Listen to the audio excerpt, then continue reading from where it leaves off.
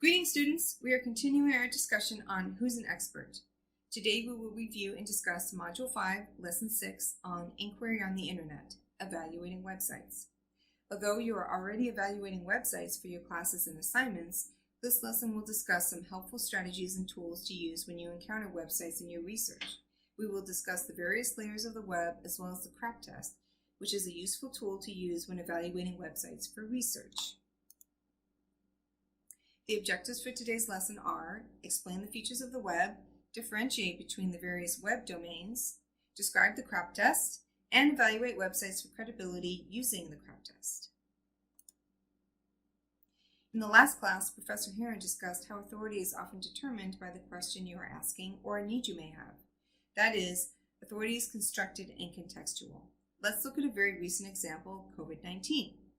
To find the most up-to-date information on what's happening in your community, new government policies, and the lived experiences of people with the disease, newspapers are a terrific resource and are legitimate sources of information.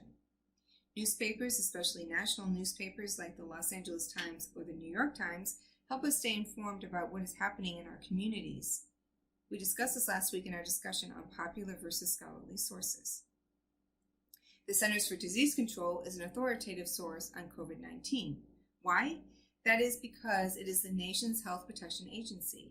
It is a science-based service agency headed by leading doctors and scientists and is devoted to protecting the public's health by disseminating information about the latest diseases or health risks. For the COVID-19 pandemic, they collect data on new cases and track how widely the disease has spread. They also advise the public on the best methods for preventing the disease and what to do if you become sick. Using the web in your research can be a daunting task, but if we know how to use it in research, it becomes much more manageable. There's a huge amount of information on the web, and searching websites is not easy. In addition to that, there are different search engines you can use, such as the ever-popular Google and the less well-known Bing. Each search engine uses different programs or spiders to crawl the web to match your search results. However, these search engines can't match everything you search. So you may be wondering, why is that? Well, the web has various layers or depths to it. There are websites, images, and videos that are readily available to you. This is what we call surface web searching. Putting it another way, the surface web is accessible to anyone, anywhere, as long as you have an internet connection. However, there are other websites that are not accessible to everyone. This is known as the deep web or invisible web. The content is hidden from typical web searches and may require passwords or are protected by paywalls. We discussed the paywall issue in Module 4, Lesson 5, where we took an in-depth look at subscription journals, usually accessed through library databases, versus Sci-Hub, which provides access to scholarly journals on the deep web for free. Academic Search Premier and JSTOR are examples of databases that contain journals such as the Journal of Urban Planning and Development, to which the library gives you access as a Cal Poly student.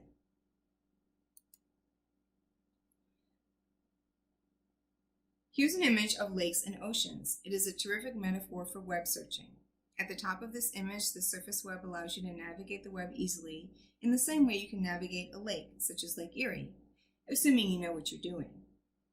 Just like the depth of an ocean or lake, the deep web is invisible to us unless we know the correct passwords or pay for access.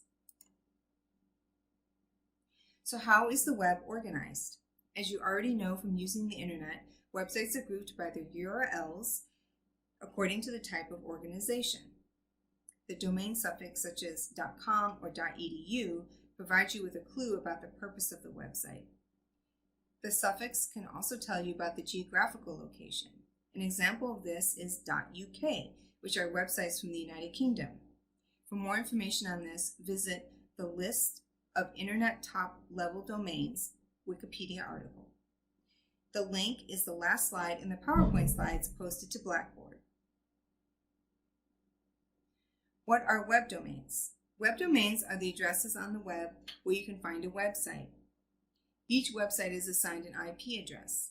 However, to make it easier to find the website, the domain name replaces the numbers. Below is an example of this. 207.97.195.109 equals www.study.com. After all, it is much easier to find the website by the name rather than the number. Taking this one step further, on the left, I've added an image so you can see a breakdown of the levels of the domain name. Notice that the top level domain is .com. There are other examples of domains available on the web. So let's take a look at them. As we have already seen, one of the most well-known domains is .com websites. .com stands for commercial or company sites. These websites usually include advertisements, and their main purpose is to sell you something.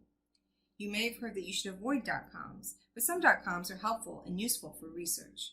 An example of this is the Los Angeles Times website, www.latimes.com. As we will see later, each site should be evaluated for the information it provides, and its value depends on how you're planning to use it. .net is another type of website domain, and it stands for network. .nets were intended to be used for networking technologies, as well as internet providers like Frontier or Spectrum. Increasingly, it is used for general purpose websites. .org stands for organization. Typically, this domain is used by non-commercial organizations such as the American Red Cross. Their purpose is to inform you about the organization, such as events, opportunities to get involved, and services. This domain is another example of a general purpose site. .edu stands for educational and is used by accredited four-year educational institutions. However, you will see this domain used by some K-12 schools and museums.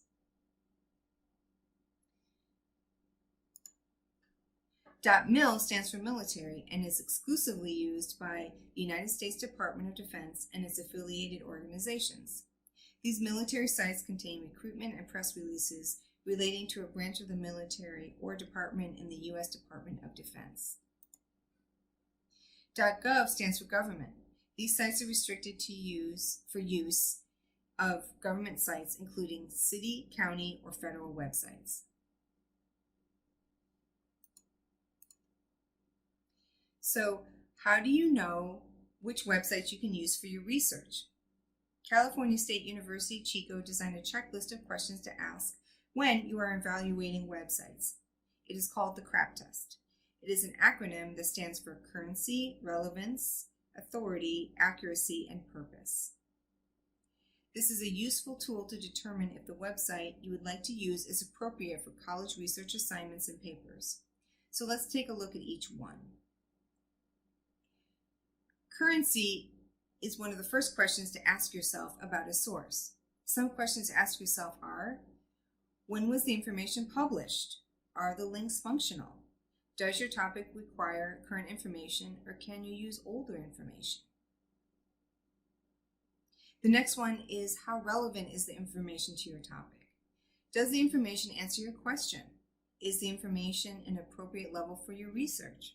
For example, as we mentioned above, some .edu sites are K-12 schools, so make sure your source is college level appropriate for your research. Have you looked at a variety of sources before deciding to use this source? As Professor Heron discussed in the last lesson, authority is sometimes hard to determine. However, there are some basic questions you can ask yourself. Who is the author or publisher? What are their credentials, degrees, or certificates?